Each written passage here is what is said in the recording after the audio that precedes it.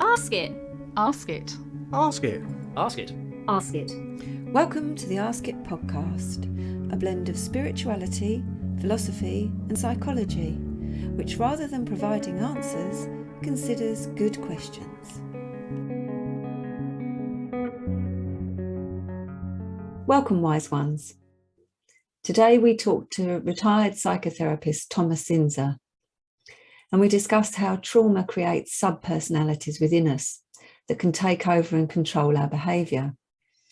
And he teaches us about his soul-centered healing, a way to integrate and bring these sub-personalities peace. So can I ask you, as my opening question, what I ask everybody, which is, how would you introduce you? I know you asked that question to everybody. I'm a retired hypnotherapist and spiritual healer who worked with a channeled spirit guide in my work for 15 years. And out of that work came this approach to healing, soul-centered healing. And that's what I practiced for then 35 years. Yeah. So I just want to show everybody, I'll put a link in, but I just want to show everybody your book. Oops, Soul-Centered Healing. And it was interesting, Thomas, because I bought your book a good few years ago. And then I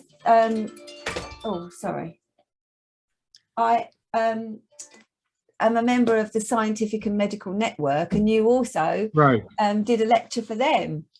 So, and then I heard you on Alex Tsakiris's Skeptico, and it was interesting how all those threads came together. So I thought, I have absolutely got to talk to this man. Well, it seems to me life works that way. Yes, indeed it does. So yes. Can we set the scene? And I know this must get really tedious for you now, but can you just give a kind of précis of how you met Gerard? Because that's where it all began, really. I practiced psychology and hypnotherapy and specialized in what's called dissociative disorders. Yeah. And that meant working with clients diagnosed with what then was called multiple personality disorder, where people have different personalities that, in a sense, take over consciousness at times. So that's a major dissociative disorder.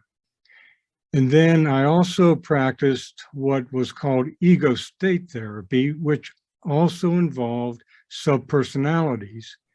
But these were not subpersonalities that took over consciousness like in a multiple, but they were had quite an effect on people.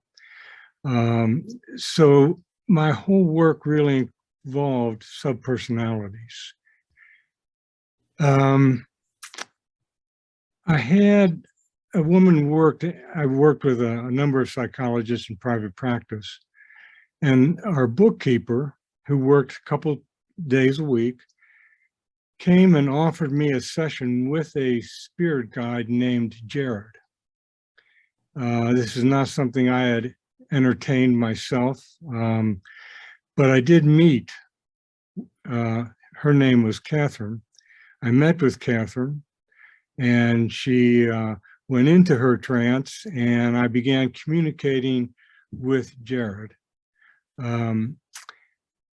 The most striking thing in my meeting with Gerard is that he gave me information concerning a present client who was very blocked. And Gerard gave me information that there was a spirit entity present with this man, and it was interfering and blocking our communication during the trance work. That basically gave me the information that Gerard was reading souls in present time. And over the next few months, I asked Catherine for another couple sessions with Gerard, and came to the conclusion that he could offer information about my clients in present time. And very shortly, I came to an agreement with Catherine and Gerard and clients to use Gerard for consultation in their treatment. And so I met with Gerard once a week for 15 years. And in each meeting, I had a list of questions, mostly dealing with my clients and the clinical situations we had encountered in the therapy sessions. And Gerard offered me information about why someone was being blocked, why someone was running into the particular difficulties. And so in the next session with that client, I would use this information. The client did not know what information Gerard had given me. So they, in a sense, were not being suggested to or anticipating.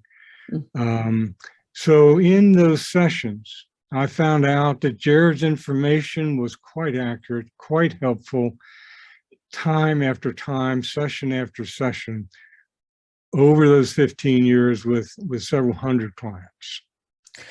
And so what interests me, my first question is, how did Catherine know that you would be open to that? Because it seems really extraordinary, doesn't it? Someone to come in and say, right, I work with this spirit guide and I want to introduce you to him. So, and I've heard you speak a number of times and I've not necessarily heard the answer to that question. Well, very simply, in our practice, I was in the lunchroom with one of my colleagues who also practiced hypnosis. He and Catherine was in the lunchroom also. She was on lunch break. While I talked to my colleague, Catherine was aware of what we're talking about, and I was talking to my colleague about out-of-body experiences because they are reported in hypnosis sessions. That's not unusual. Yeah. Catherine heard that and knew that I would be open and interested in things not necessarily what science would agree with.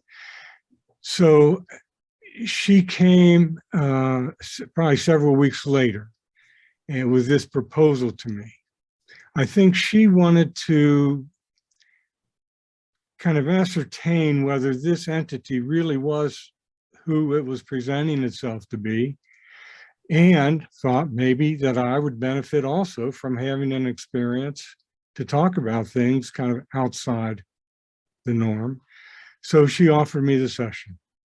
So were you spiritual or religious, or did you have any experiences prior to that? I was an agnostic. I was not affiliated with any religion. I tended to believe that as scientists, we would finally come to answers. And I did entertain the possibility that there were spiritual dimensions. Mm-hmm. And some of the things I encountered with clients did indicate that, but there was nothing that I didn't have a handle on anything to work with. So I was open. I was open to other dimensions of reality, but I was an agnostic. So when you said there that clients often spoke about out-of-body experiences, do you mean in general, or do you mean that purely with the process of hypnosis that people had that experience often? In my sessions with clients, it's not like it came up often in the sense of, every third client, but it came up enough that a client during trance would experience what they were describing as an out-of-body experience. Yeah. So it's just one of those things that very much believed what they were experiencing, but I couldn't explain that to them. There are a lot of phenomena that pointed to spiritual dimensions. But I did not have any context or conceptual framework for bringing that into my work or into my consciousness. Yeah. So one of the things that you talk about is that how your standard practice, and indeed my standard practice, we get blocks, as you say, and there doesn't seem to be any way of shifting on. And it seems to me that through this process and through developing this new way of healing, that much more healing was then available and possible. What Gerard taught me was about these blocks. I mean, that was one of my major issues before I met Gerard, is the amount of blocking I encountered. And again, in clinical work like mine, we're dealing most often with people who have experienced trauma. Yeah. And often that's trauma from childhood or early adolescence, as well as kind of present day accidents, but a lot of the trauma was from childhood. So this was, this is where I encountered so many blocks. It's as if the closer we got to revealing the trauma that my client had suffered at a particular age, the more blocking that seemed to occur. And this happened quite often. I mean, there was success with this kind of work dealing with these interpersonalities who could share and release and integrate.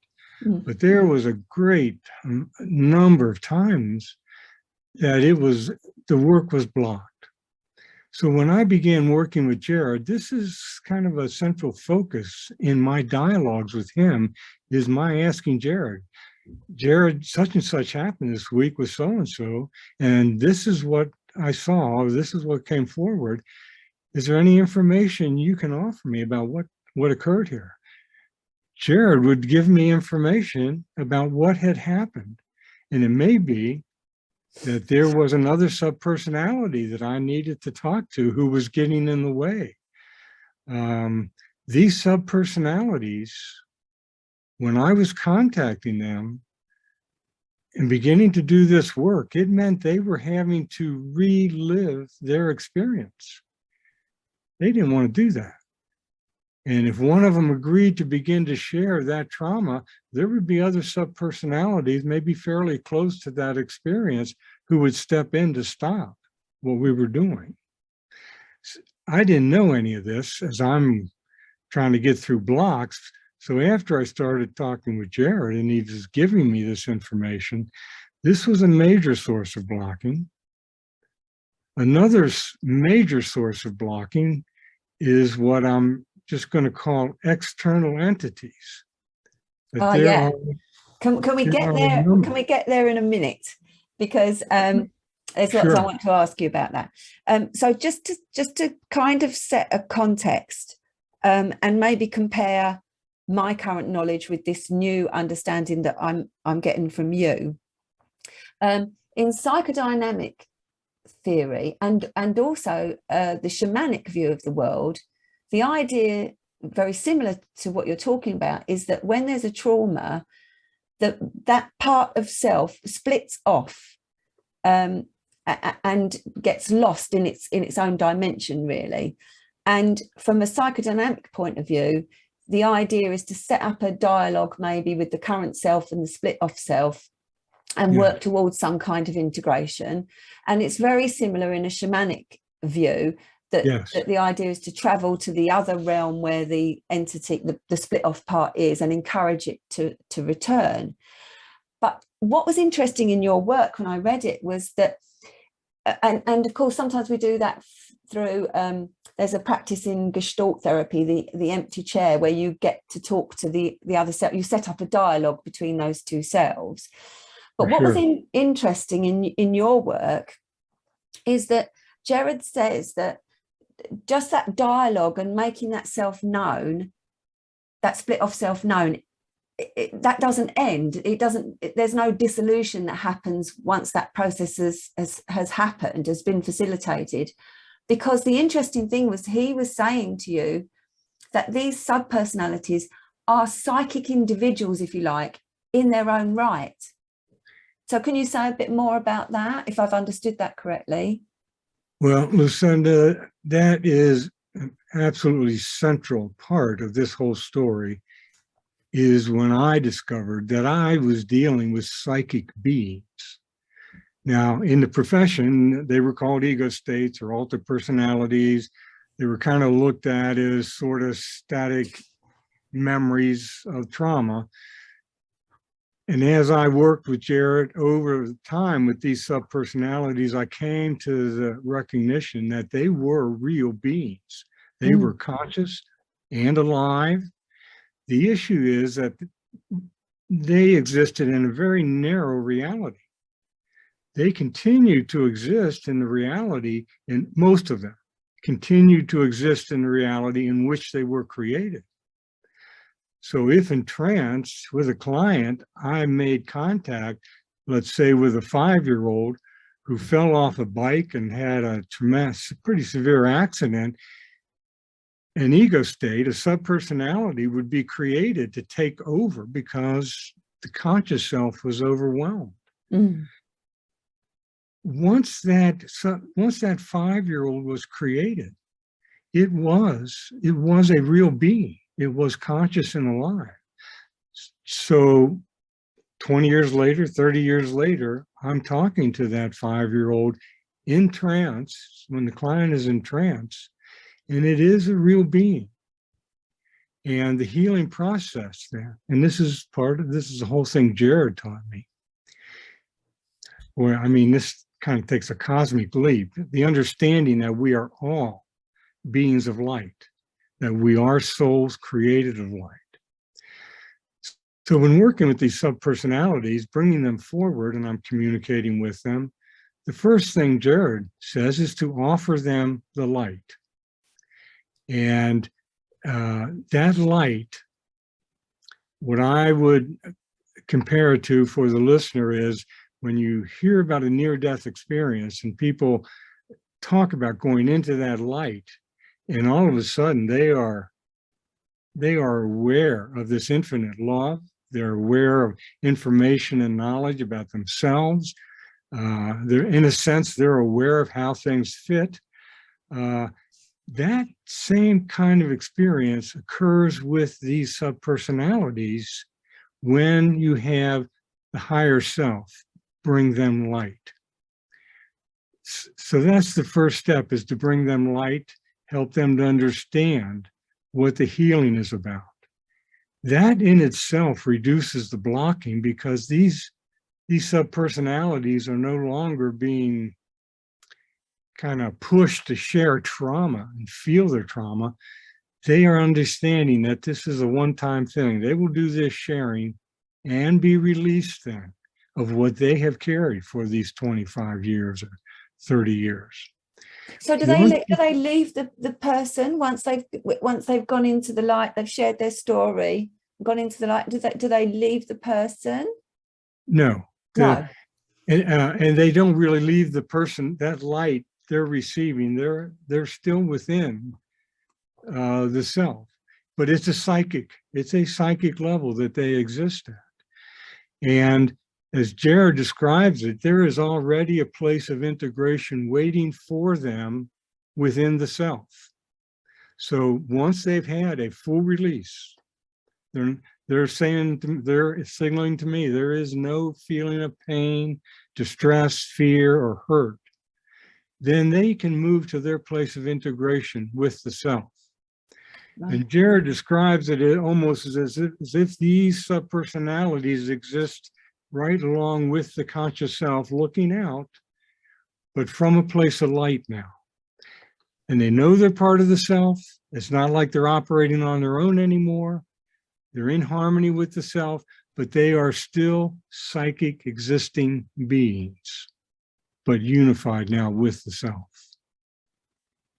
Do you think that's why we are blocked as therapists? Because most of us are unaware of this process, of the reality of this process.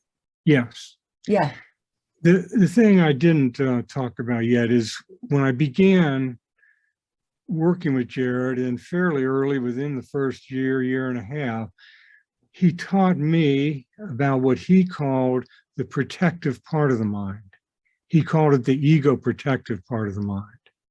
I confused it with what we mean by ego, the self. So we wound up calling this the protective part. And this again is a fascinating part, that each of us have a protective part of the mind that is conscious. It is conscious and aware, but its consciousness is always focused in the present. Our protective self is always looking right out in the present because its first job, so to speak, is to protect and ensure the survival of the body. Is that like when you're an anxious person and you're on alert all the time? Well, there's a number of possibilities, but one is that you have a kind of overactive, over-intense protective part of the mind. Yeah. It's always on alert. Yeah. But there are reasons for that, and that is a problem that can be addressed. But we all have this protective part that is looking into our present and is always aware when there's any threat. Now, I look at the protective part as an evolved survival instinct. It is not only protecting survival for the body, safety for the body, it is also has some consciousness of the emotional and psychological levels of reality. What I understood after I learned this from Gerard is, before I met Gerard and I was working with clients, I was trying to go right into the trauma and identify the trauma. And as I've said many times, I was a bull in a china shop as far as the protective part.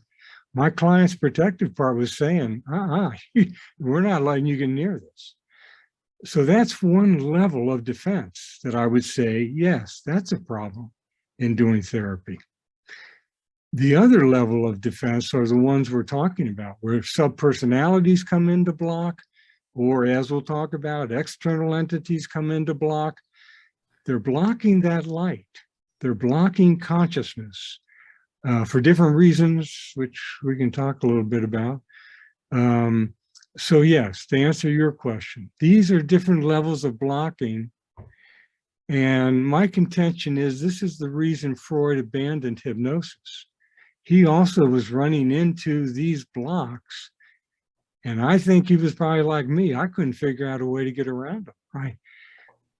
No matter what questions I asked, there were blocks I just couldn't get around. If I had not met Gerard, I would probably be like Freud. I probably would have abandoned hypnosis because the blocking was just too frequent.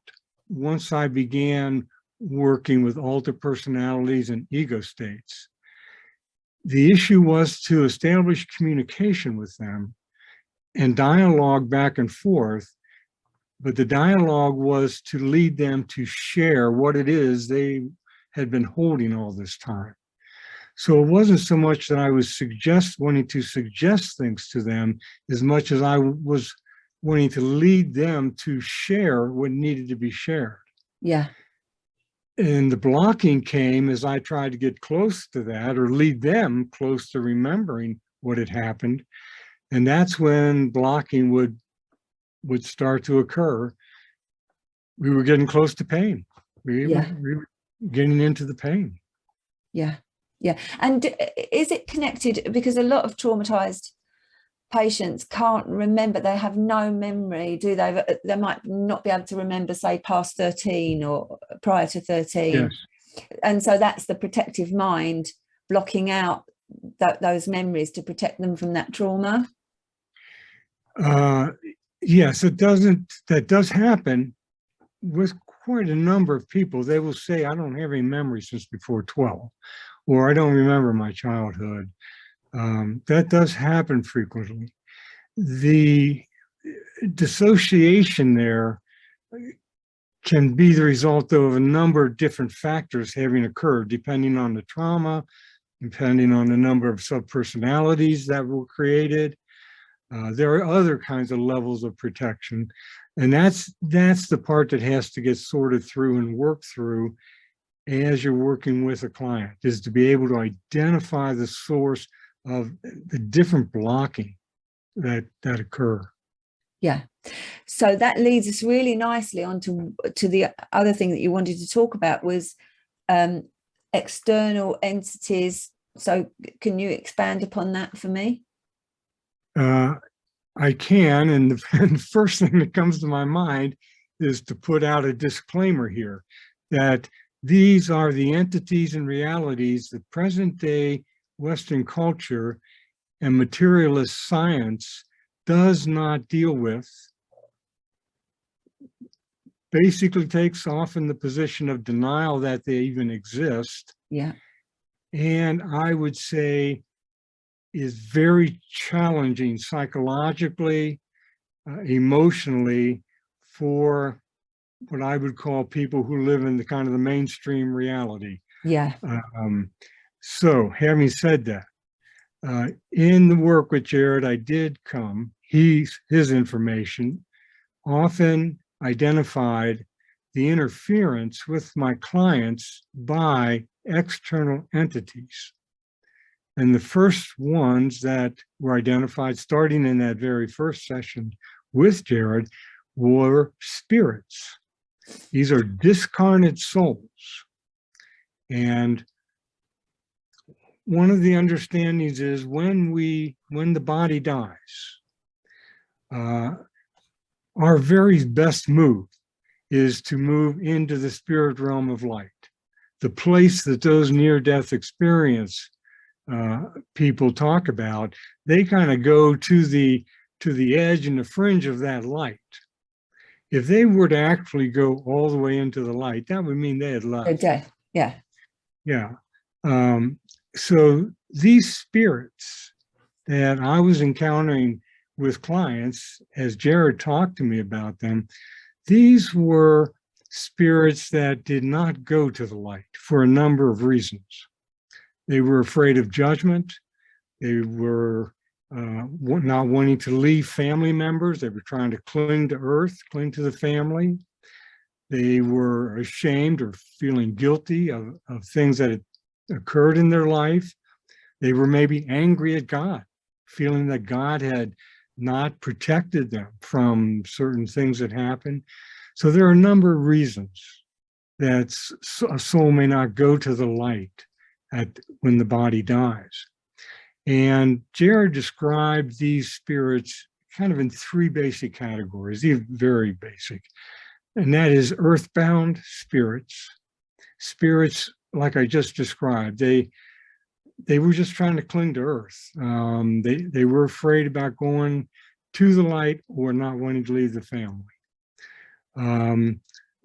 Then he had a kind of middle category of spirits that knew the body had died and did not attach to someone, but kind of roamed in the spirit reality, the astral dimension, and they could wander from human to human. And they were spirits who more or less could just mess around with people and may like to mess around. They knew about the light, but they did not want to go. So we ran into those kind of spirits who would attach to a client, maybe be messing with them. And then the third kind of spirit is one we wound up calling dark souls. And that description meant that these are souls who also did not go to the light when the body died, and for different reasons got pulled into or entered into the darkness. And the darkness, as Gerard described it, my favorite definition is it's the place that lacks light, love, and knowledge. In darkness, there is no light. The darkness is the opposite of light.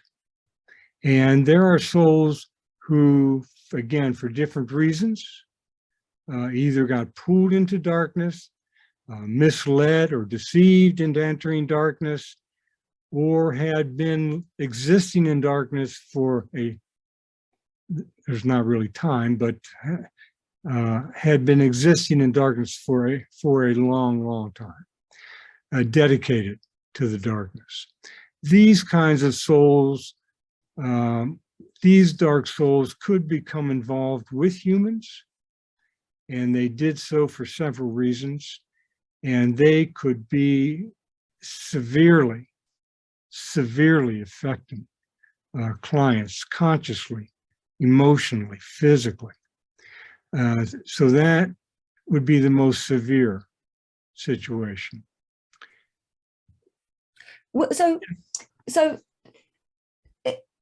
So with some patients, do these things happen simultaneously? In that, for some patients, it might be a subpersonality issue, a trauma issue. And for other patients, it might be that they have this kind of spirit attachment. So is it either or do you see both together? You see both together, and most of the time, you see both together, because these subpersonalities are a major vulnerability for a person. These subpersonalities are created in trauma, and in that slice of reality that they live in, they still carry that trauma. So they are vulnerable aspects of ourself. And these spirits are most attracted, able to attach, or able to enter a person's soul energy through these, in a sense, vulnerable openings. So often, when you've identified that there are spirits present and attached, very often you're going to be looking also for their access. I don't know how much we can get into this right now, but one of Gerard's tenets for us to know is that souls have absolute free choice. Dark soul, any spirit, cannot just waltz into your energy. They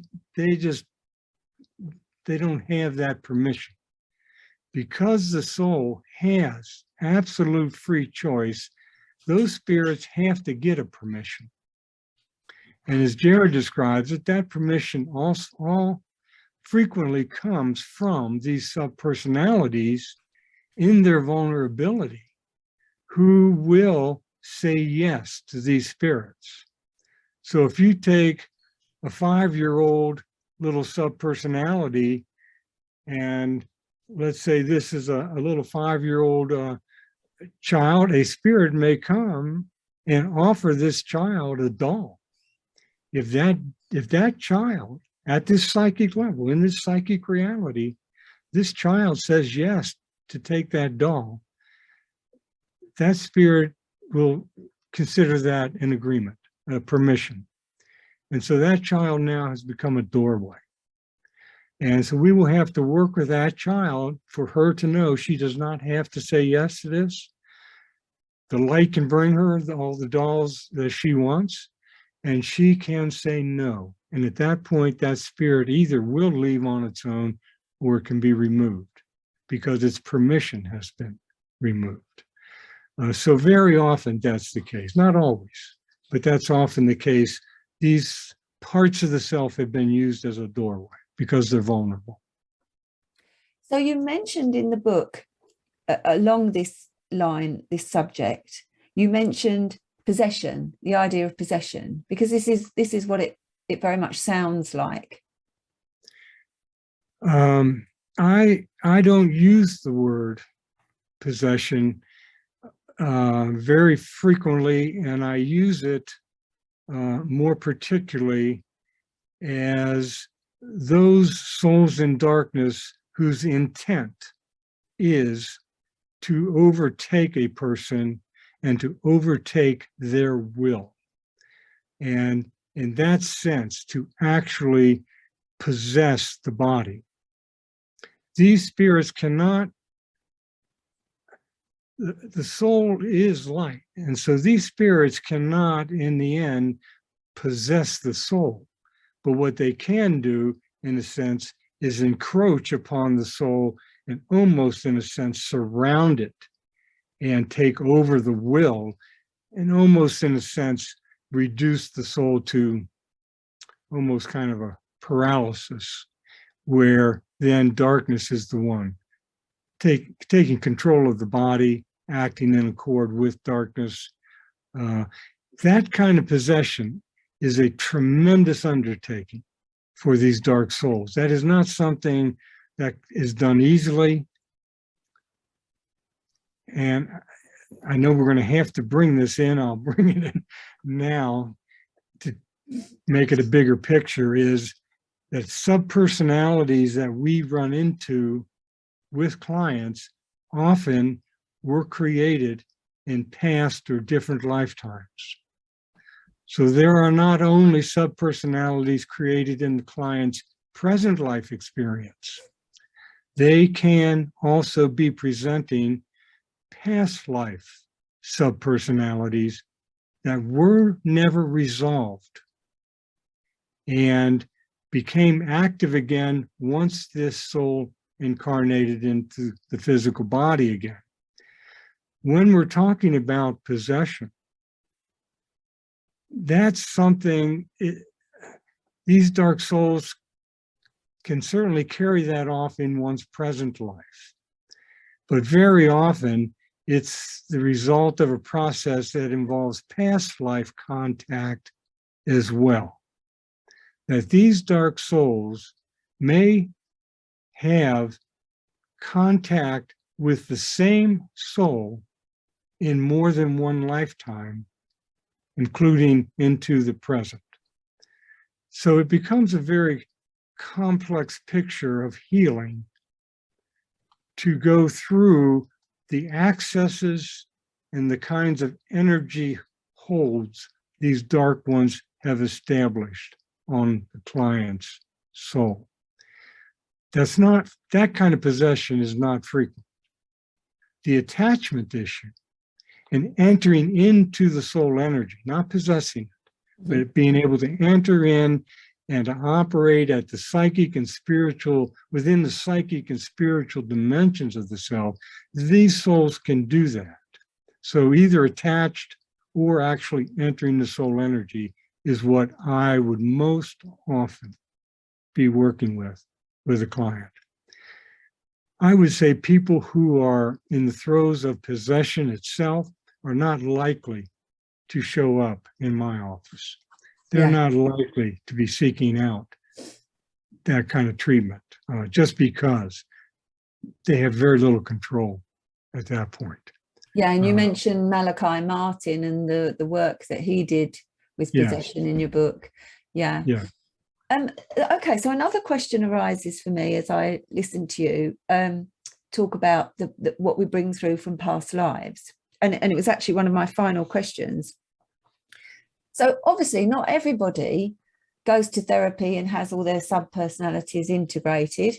And indeed, even if they try to go to therapy, there's not many people amongst my colleagues that would even entertain such work. So if those subpersonalities, for want of a better word, aren't integrated and we die, what happens then?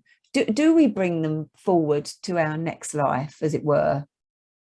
Well, very, very interesting question, Lucinda, because first I'll go back to this idea that these subpersonalities from our present life or from past life, they're created of soul energy. And so they share in the soul's absolute free choice. As psychic beings, these subpersonalities also have free choice. And again, operating within their narrow reality, they are not creative beings. They're conscious, they're alive, they can communicate, they have a level of intelligence, but they are not creative beings. In a sense, they live in a constant present reality. And so the important issue here is they have free choice. When we die, if we have subpersonalities that are unresolved, we leave the body, we begin to make the transition to the light. Gerard said that these subpersonalities, in their free choice, can refuse that light that we talked about. Because of that, Gerard said they will, in a sense, be folded up within the soul, within a pocket that protects them from the light.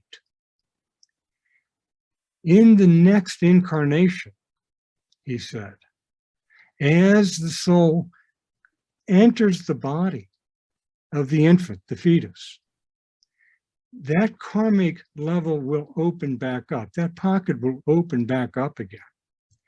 And these past life, and now my ego states are now from past life in this next lifetime.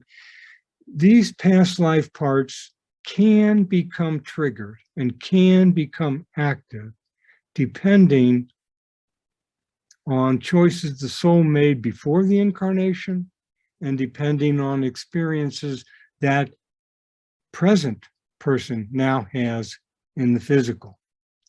So that's where it becomes a big picture in the sense that these unresolved past life subpersonalities very often do intertwine with our present life subpersonalities because they share a common issue or a common experience, a common emotion, something that they share in common, in a sense, ties them together. So when I'm working with a client, I may identify a 5-year-old present life personality and find out as I'm working with that 5-year-old that in that same area, there are 4 more ego states present, altogether 5 of them. And 3 of them may turn out to be past life subpersonalities and 2 present life subpersonalities. All of these parts are created for protection. All of them are alive in this very narrow way. But if they get triggered, that's when they can come forward. And unlike the multiple personality, they don't take over consciousness, but they can strongly blend with the conscious self in the present. So if you have someone, let's say, at home with their spouse or at work with somebody, even with a friend, something is said or done, and it triggers within them a tremendous fear or a tremendous rage, all of a sudden, just like that, they can be almost certain they've had a subpersonality triggered. And that subpersonality now has come forward. And that one is, in a sense, maybe overclouding even the conscious self. That is a part of the self that more than likely I would be communicating with in a session. Yeah, you've preempted my question, because I was going to say to you, when we get into a rage and it feels like something's taken over us, or we get very fearful, or we have a compulsion that we can't seem to control with our conscious mind, or an addiction, in your frame of reference, would that be a subpersonality taking over or influencing our behavior? I would say most of the time, yes. When people are triggered, that's not usually something where the conscious self has said, oh, I don't know if I like that. I think I'm going to say something about that. Usually it's somebody's here and they're reacting. And the thing is, they're reacting in their narrow reality. So let's say that 5-year-old was rejected by a parent, and Maybe the parent yelled at them. And so this 5-year-old's created to carry that.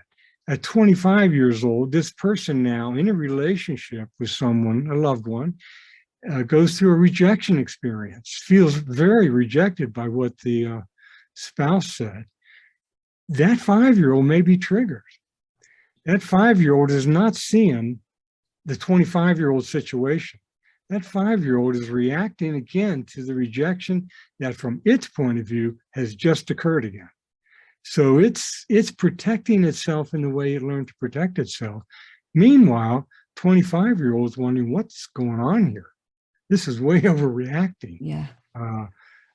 So you're dealing with these different parts of the self who are perceiving different realities.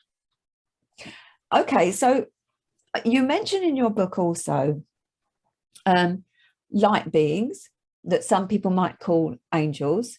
And I know myself, I've had an experience of seeing light beings. And you also touch upon demons.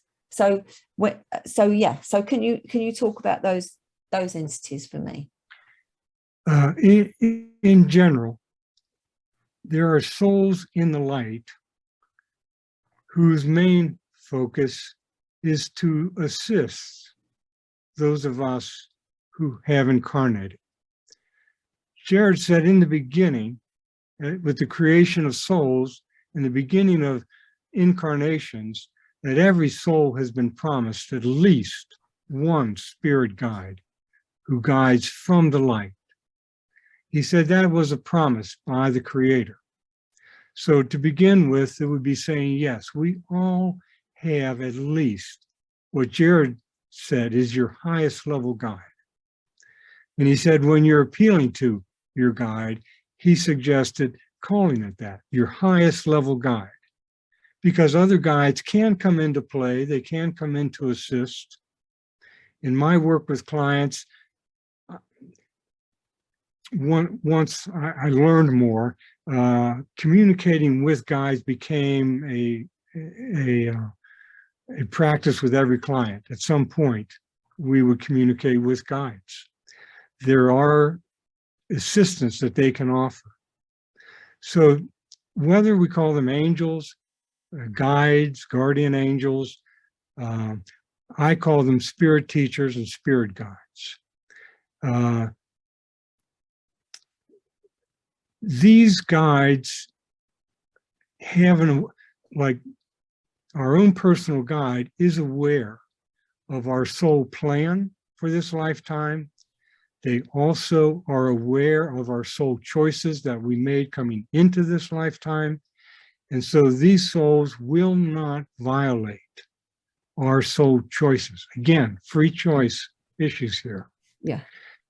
If a soul chose to have a particular kind of experience in its future life that was beginning its incarnation, a guide will know that. And when that experience may occur for the person here in the physical, and that person may be in very deep distress or fear, a guide is not going to step in to take care of that, because the soul has made a choice to undergo this experience and this kind of learning for its own purposes. So in working with guides, it's always an issue that they will assist in whatever way they can. That does not violate your own soul choices, your own soul path, but you do no harm in asking. Yeah. It's always worth asking. And Gerard said, do ask. That it works better for guides if you are specific with them. So, you know, if my wife and I, in a sense, were planning to move to a different location, I'd be asking the guides several months ahead of time to begin also to kind of help us out here and be looking at the situation. So when somebody says they're astounded by something that's happened in their experience, coincidence, I frequently suggest guides have been working here. Yeah. People who came to me for healing, clients, many of them were guided by their own spirit guides. I remember a situation early on where a guide came through Catherine. Gerard kind of stepped aside briefly, and another guide came through, and this guide said that they were helping the person they were a guide for to come to me for healing, and that I should expect them within the next few weeks. And they just wanted to kind of alert me to this.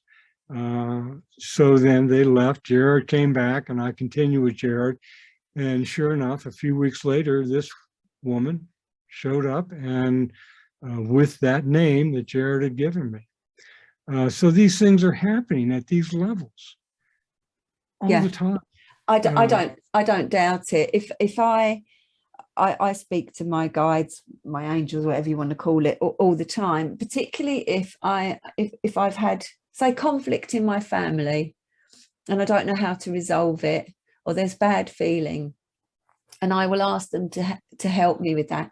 And it's truly miraculous how things work.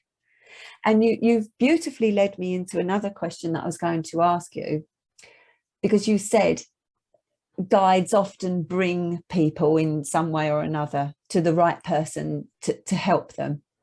And so my question is, why is it that some people like you and like me have these extraordinary experiences, perhaps with our clients, and other people, some of my colleagues, there's just no way on earth they could even begin to be open to the conversation that we're having? Do you think that's because there has to be an openness in ourselves, in a way, to allow this to come into our work? What would you say about that? Back to free choice, number one. Yes, the therapist has to be willing. It has to be their free choice to be open to these experiences. There are often unconscious blocks to dealing with these realities. And again, there's lots of different factors that can be involved. The culture you grew up in, what you've learned. There can be internal fears. I've worked with clients who in past lives did have spiritual practices, innocent, in accord with the light.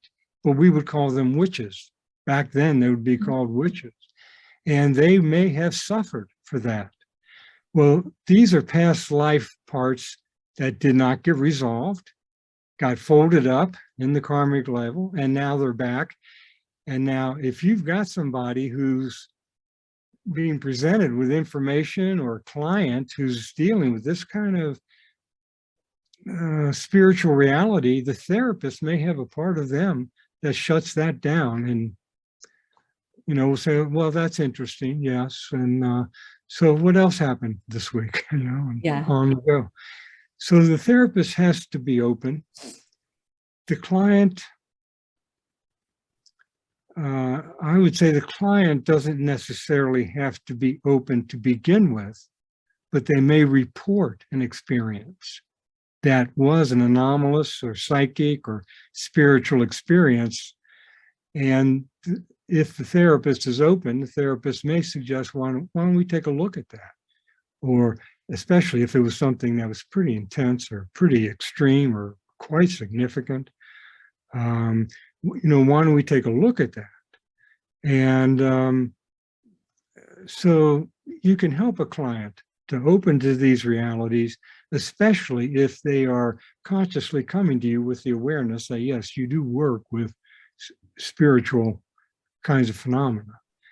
Early in my practice, that was not the case. People came and I'd have to kind of tell them what I did. But for quite a long time, people were being referred to me because I practiced spiritual, psychic kinds of levels.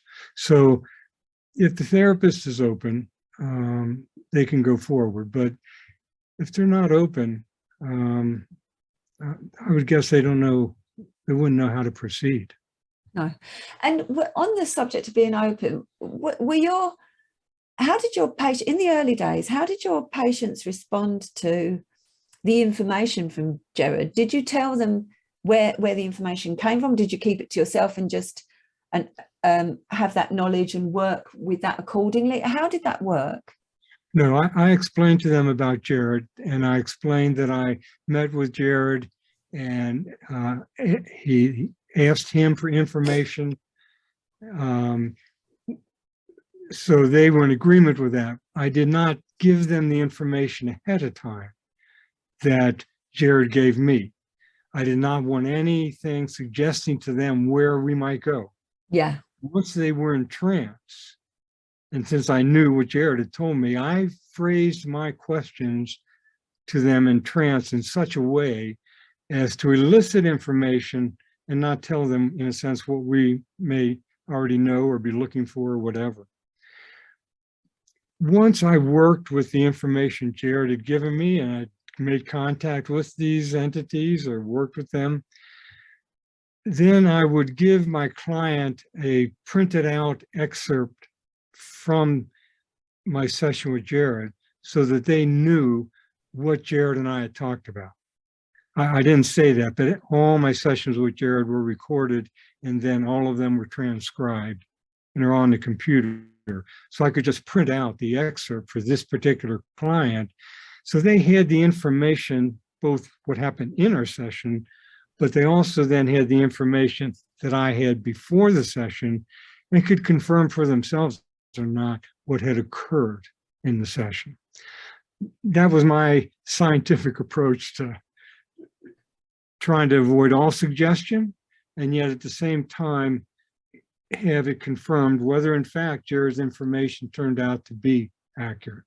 Yeah, yeah. Okay, so we've talked about light beings, guides, and helpers. So what of demons that you mentioned quite briefly in your book towards the end? What's your take on demonic entities? I'm mainly referring there to what I called the dark souls. Right. And the dark souls, a couple things. One is they are souls. And as Gerard had said from the beginning, these souls, no matter how deep in darkness they are still souls of light. That light may be covered over. Very often they have forgotten about themselves as souls of light, but that light is still there. And Gerard said that those souls could make the choice to return home to the light, and it would happen instantly. That's the power of the free choice. He said most of them won't do that because of the pain they would have to confront about what their soul had been through. Yeah. My job in working with those souls was to help them to come to that understanding about themselves, and that they did have free choice, and they could be free of the kind of existence they lived in darkness, without any light, without any love, without any trust. But until that point, these dark souls operated in what we may call a demonic way. It's as Gerard said, evil is the result of one soul violating another. Yeah. He said darkness is not necessarily evil. Darkness is something we all have to contend with. And the play between darkness and light is where we play out our free choice. And we will have experiences of darkness, and a person who's addicted, for example, may be severely addicted with alcohol.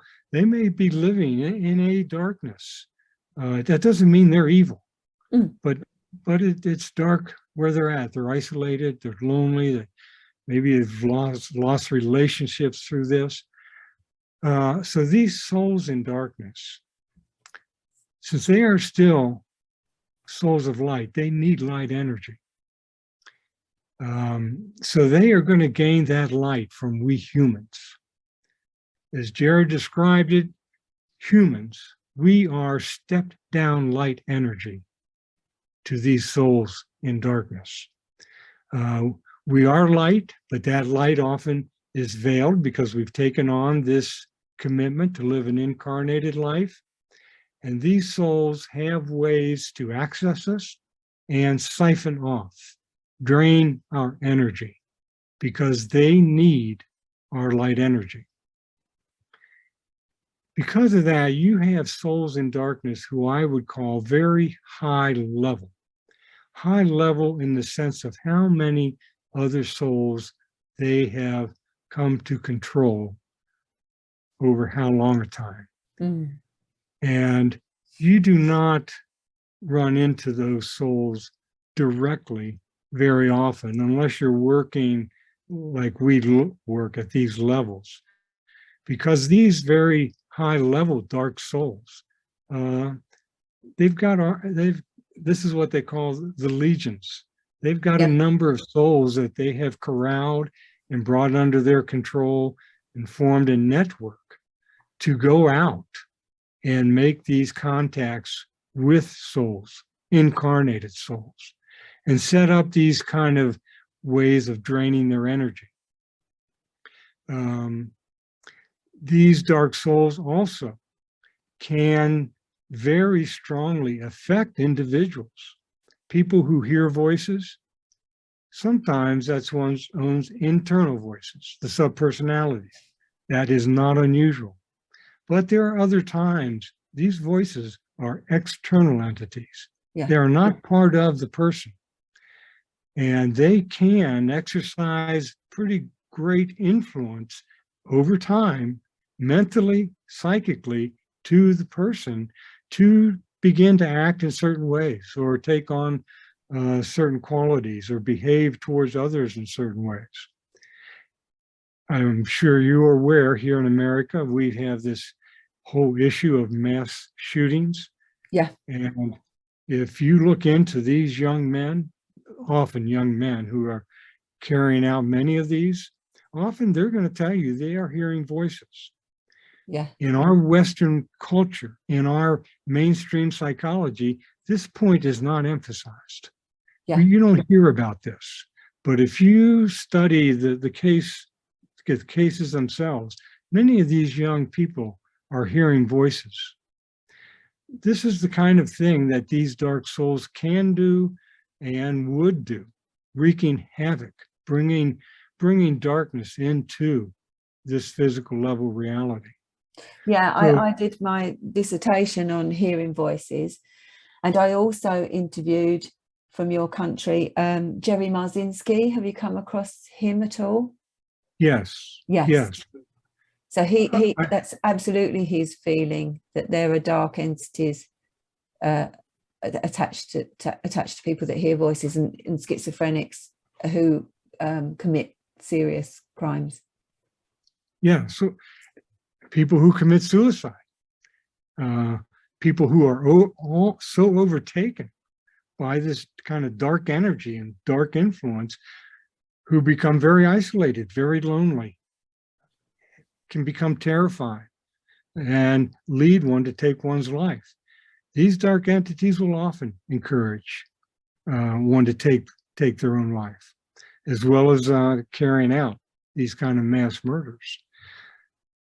This is evil, and darkness will shelter this evil. It will support it. But the darkness also knows that there is a line that it cannot cross. The light will not cross into darkness, and darkness is not free to cross into the light. And so here, in what we might call this gray level of physical reality, incarnated souls, where we live on what Gerard calls an even playing field. The struggle between light and dark, the play between light and dark. Yeah. Well, the dark souls will very much want to tilt the balance on that. Have the dark souls, has the evil, at one time, have they been human?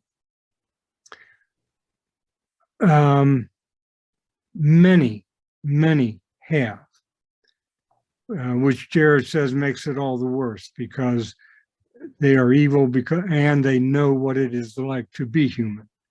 And so they know what human vulnerability is. They know how human emotion may operate. So in some sense, Gerard may call them the most evil, because they know exactly what they're doing and how to do it. There are other souls in the universe, though, that may be caught in darkness, may be involved in demonic energy. But many of these souls have lived human incarnations. Can I ask you about certain presentations for me, depression and maybe chronic fatigue syndrome, which are very linked? I find that when I sit with those people, their energy is so draining, really, and I've said many times, I have to be careful how much work with those types of people I do, because it literally makes me feel ill. So what would Gerard say about that? What's your understanding of sitting with somebody that we might describe as a psychic vampire, and they don't mean to do that, and they maybe are not aware that they're doing that? Right, what would be your understanding of that?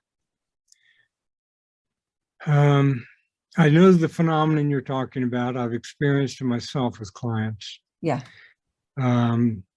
Where they themselves report the draining of their energy often, yeah. But even in a session with that person can experience that kind of depletion. Yeah. And if I were to sit down and work with someone like that, as soon as I felt that kind of draining my energy, I would be pursuing that in the inner world with the client while in trance, because I would know that darkness was involved. Now, that darkness could be the client's own darkness because of the life that person has been living, or can involve this kind of intrusion, or what I might call an infestation of these dark entities. It's probably not time to go into it today, but in my book, you can read about it, that Gerard said that each of us, human souls in the physical, that there is a dark side that has been part of our physical makeup. And he said this dark spot is something that every person will establish a dark side cycle, in which they will cycle through this dark spot. It might be once a year, it might be once every 2 years, but it's an individual cycle. And they will, when they cycle through this, when they enter that dark spot, they may have this feeling of kind of a shadow coming over them, or a dark cloud coming into their life. They may really feel themselves out of sorts all of a sudden, almost overnight. As they move through the dark spot, it may take a week, it may take 2 weeks, and then they will move out of that dark spot. And when they do, it's like the sun has come out again. That's, according to Gerard, that's a normal part of our human experience. And when I asked him about going into this dark spot, he said that a person will enter into that dark spot around 7 years old for the first time. So when we see a child younger than 6, younger than 5, we can be pretty sure, unless there's been abuse, unless there's been neglect, reject, that kind of dark stuff, this child has been living pretty close to the light here for a number of years now. And when they make that first move into the dark spot, that will begin establishing their cycle. And so depending on what's happened, that cycle will be set up. So when you're working with a client, it may be that they got caught in their dark spot and maybe he's even been there for a long time. So if you take a child that's been abused and has lived in fear of a parent, where almost every day this has been part of their reality, they may have wound up living in this kind of dark spot and not feeling love and not feeling connected to that love energy of the divine. So when I'm working with a person, they may feel depleted like this often. And that can come through to me in the session with them, where we are basically working in that energy. And it's affecting me, and I know it is. And again, it's not like that threatens me. I understand it. And I know when the session's over, I'll be stepping away from that. But also, Lucinda, I will ask guides, always working with clients, to be with me, to surround me with light, and the clients' guides. You know, I make this a joint project here. But that is an indicator for me. If that happens, I know to pick up on that, and it is something I'll pursue. Then my client has probably got some kind of deep involvement there that's creating a lot of distress. Yeah. Do you miss your work, Tom? Yes. Yeah. I miss my clients. It's been almost 3 years. Yes. Yeah. Yeah. I can see that's emotional for you. Yeah. Yeah. Because it must be, I can't imagine what it's like to look back on that and know that you've made this discovery or rediscovered that wisdom. Yeah, it was a gift. And I consider myself fortunate every day. Yeah. My focus right now is on training hypnotherapists to also do this, because it is wonderful to see people reconnect with their own light and with the divine. Yes, I'm glad you've said that, because I was going to ask you, are you training? Is there training? Because I would really love to embark on that. Well, I am doing training in small groups. 6 or 7 is the limit, and it's extended training in the sense I'm working with 2 different groups right now on level 3 training, but the training is extended because it really is a practice. Yeah. And it really requires practice. We didn't get into it, but in the books, what you'll read are the protocols. How to encounter, address, and work with a block to find out what is blocking or who is blocking, how to resolve it. All of those have protocols, and that really requires practice. So my trainings, I do 12 to 15 week is a level 1 training. Level 2 will be another 12 to 15 weeks. And everyone I train has to have at least one volunteer client that they're working with. And it just kind of goes from one level to the next. Oh, it's so important, Tom. It really is. A last kind of question, I suppose, is when you did the lecture for Scientific and Medical Network, somebody said to you that you're very courageous, you're very brave to bring this bring this up, to speak out about this, to want to educate your colleagues about this. What would you say about that? I would say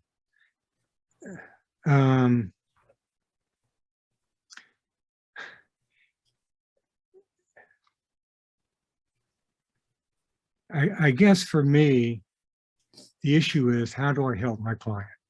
Yeah. Before I met Gerard, I wanted to be a therapist before I knew what that word was. Yeah. And I did move through my whole psychology training and the doctoral program and all of learning hypnosis. It all really was in preparation for this. And for Gerard to offer me, and for Catherine to offer me the opportunity to learn how to help a client beyond which I had continually gotten blocked. I mean, that was quite rewarding. Yeah. This is what I was about. So the blocking and being blocked so often was, very, very frustrating. Yeah. So this was a way, really, I could help people the way I wanted to help them. Have you had a lot of pushback, or have you been really well received amongst your colleagues? What's that been like? No, I was pretty much, I really had to work alone. Yeah. And I worked alone for quite a long time. I published what I was learning. I wrote about it in my books because from my point of view, it was the truth and it was really helpful to people. And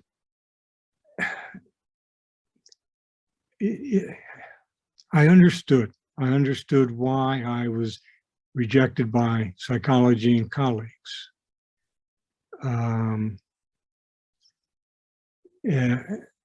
As a friend of mine said, it's difficult to live ahead of the curve. Yeah. At the same time, I felt privileged and gifted to be given this knowledge.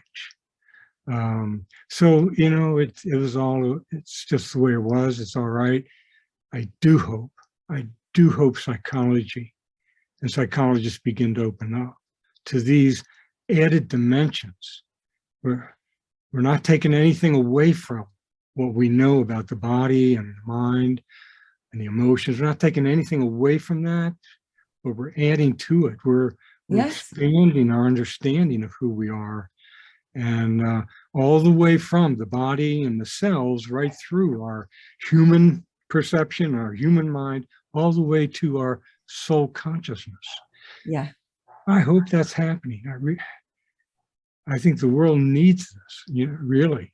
I couldn't agree more. I couldn't agree more. In my own small way, that's what I'm trying to do. I'm trying to awaken my colleagues to these ideas of extraordinary experience and how they are more common than people want to admit, and that they should be, all experience should be allowed into the therapy room and worked with.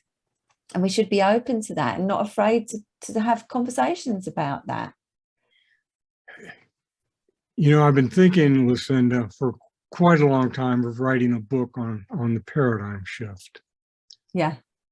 And when you talk about a client bringing up these experiences, it might be a past life memory, it might be a strange encounter with another being. A therapist may not be open to that because at some level it is frightening. Because if you pursue it, if you really pursue this phenomena and are going to learn what it's about, it may turn your world upside down. Yeah. And I do believe that there are levels of a person that understand that intuitively and may frighten them in a way that's not conscious at all. But it says, if I get, as a matter of fact, the colleague I was talking about earlier, when Catherine overheard me talking, he and I did talk. And he did tell me he knew about Gerard. when that happened, and I really invited him, so to speak, to join in the project with me. He told me he did not want to do that. And he felt that if he did that, it would be the end of his marriage. Wow. And I think there was more to it than that. I think it was for him personally also.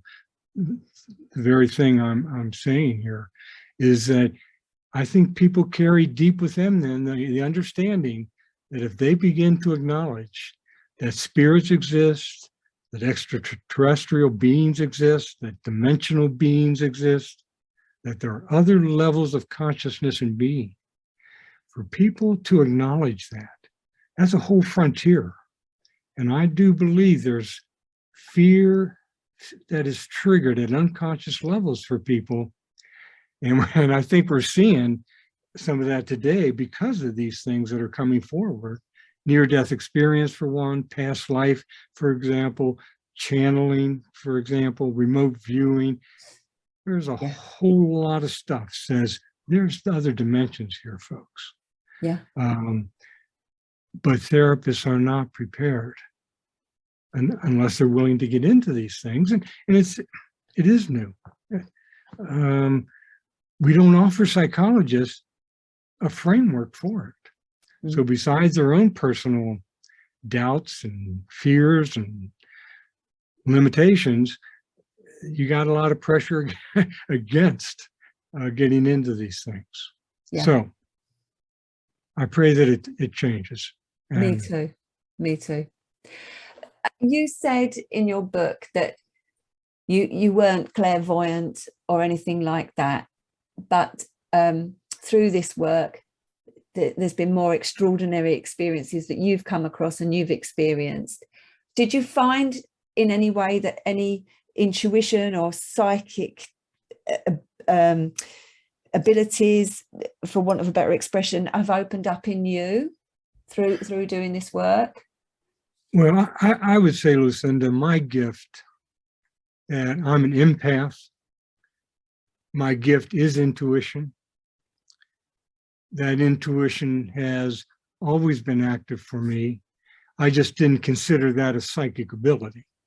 I'm not clairvoyant in the sense that I don't communicate directly with spirits and hear their voices. But yes, I'm consider myself to be extremely intuitive, and it is what helped me to be, I believe, an effective healer, is being able to operate at that level with my clients and almost be able to join in with them for that time we were together about where this was going, what was needed, a tone of voice I would pick up, a wrinkle of the cheek and I'd pick up. So I was very, very tuned in. I consider myself very tuned in with my higher self. I just was not what I consider, oh, I've got psychic ability here and that kind of thing. So Tom, any last thoughts or anything that you want to tell us about before we close for today? Well, Lucinda, I think we've really covered it if we talk about the importance for every person to understand they're a soul of light. And that consciousness was veiled when we come into the body, and is veiled for particular purposes to help the soul to live a life of choice. It's not a bad thing to be veiled. Life can be a struggle, but we're here with a purpose to learn about the light we are and to learn about it very consciously, to be very conscious of it. In a sense, to part that veil. That's kind of our mission. And I would wish that for every person, that understanding, that purpose, and that kind of, whether it's a slow awakening or a quick awakening or a rough awakening, whatever, that we all head towards that awakening of who we are. Yeah, beautiful, beautifully said. So, Tom, I've absolutely learned so much from you. Honestly, it's been such a privilege. I feel very moved to have spoken to you. You are a beautiful soul. So thank you so much for giving your time to me. Well, you're very welcome. Very welcome. Hi everyone. If you like asking questions like me, please like and subscribe. Thank you.